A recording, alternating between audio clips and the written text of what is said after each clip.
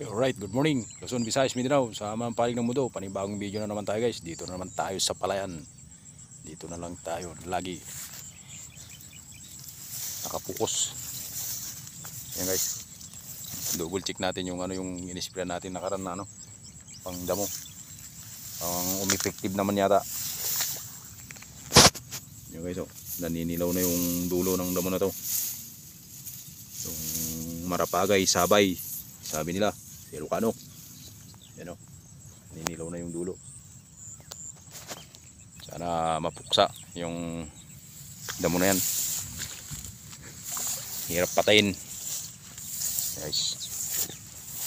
Hanggang dun, dami rin. Yan guys, ikutan natin hanggang sa dulo. Okay guys, thank you for watching. Sana di kayo magsawa sa aking video. God bless us all. Alright.